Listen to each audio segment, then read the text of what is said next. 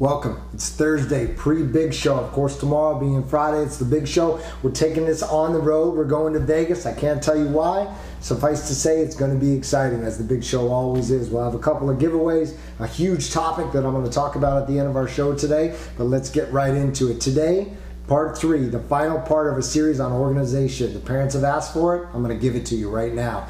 Part 1 was last week, last Thursday, in case you missed it, show number 4. That was binders, backpacks, file crates, all the tools you need to get things organized. Part 2 of that was, I believe, Tuesday, show number 7, designing an effective study space. Okay, that's part 2. You should stop if you're watching this now and go back and pick up those 5 or 10 minutes of those shows, because this is going to make a lot more sense. That being said, I think you're still going to benefit from what we have to say here, even if you don't see those. So right into it. You've got things set up. You've got the tools. Now, you got to get things done. Okay? Eventually, everybody gets to the point where you're sitting down. It's time now to get work done. So the big question, how many of you have kids that have trouble getting from the list of homework assignments, if there even is one, to actually getting finished work completed and getting it back to school? Right? Number one concern that I get from parents when it comes to organization, how do we actually get things done?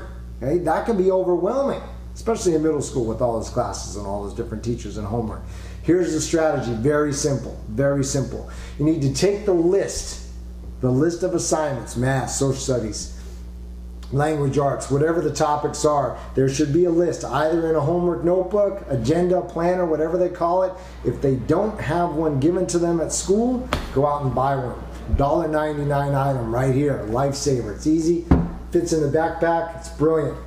Write down the homework assignments. That's step number 1. You've got to have a list. It's like the to-do list that you put together, right, to get things done. Here's the problem. Have you ever had a to-do list that you don't actually get through or get those things done, and you still have things lingering at the end of the day? We got to get rid of that. Step number 2, estimate. How long are each one of those assignments going to take? So you might have 5 to 10 questions of math, maybe 15 to 20 minutes. You might have a chapter or 2 of science to read. Maybe that's another 20 to 30 minutes. Each item on the list gets a time estimate. Why? Because this is the perfect time for kids to start thinking about how long things take. If they know how long they're in for, there's motivation there. I can see the end, the light at the end of the tunnel. I know how long I'm going to be sitting here trying to get things done. That can add a little extra motivation. They know that there's a defined time period. Step number 3, prioritize. Are you going to start with the big items first, that 30 minutes of science reading, or are you going to go with the quick and easy? I'm going to do a couple of math problems right now, get them out of the way. When I ask folks, I got half over here and half over here. The half over here says, I like to get the short, easy ones done. Builds a little enthusiasm, a little motivation to take on the big one. The other half says, I love getting that big one out of the way so that all I have are the small, mindless tasks to get through. It doesn't matter, folks. It doesn't matter, because the goal is getting it done. So whatever way that works best for your child, I encourage kids to try both ways to see which one is more efficient. And again, that's a key, efficiency. Efficiency for me means high quality, low time.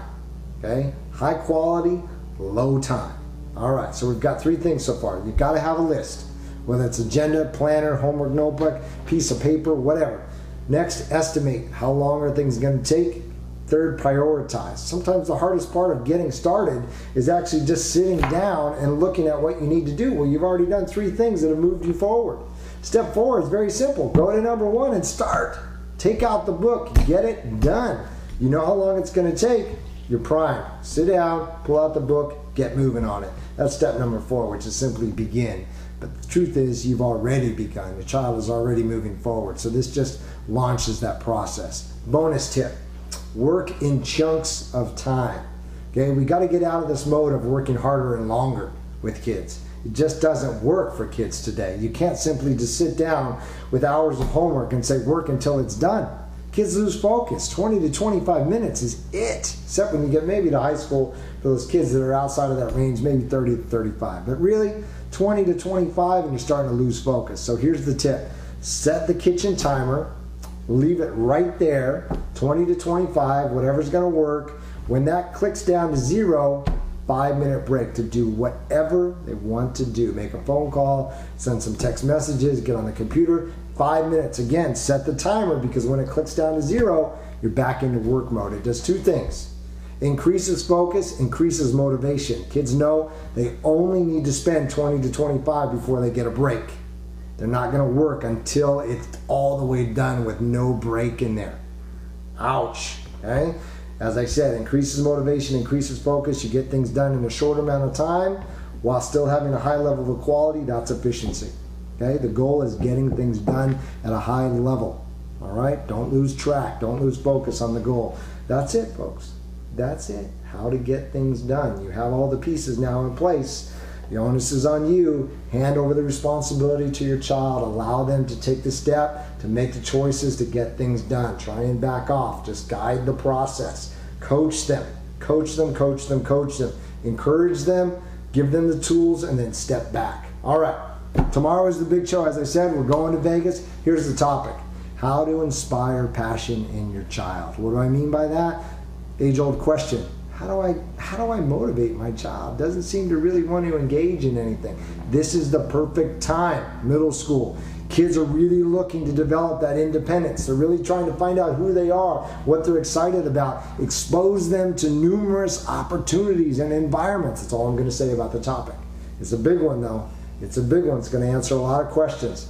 Thank you again for being here. Love the comments and questions. Feel free to send me an email if there's something that's on your mind, either about this topic, another one, maybe something of interest. We'll bring it into the show for you.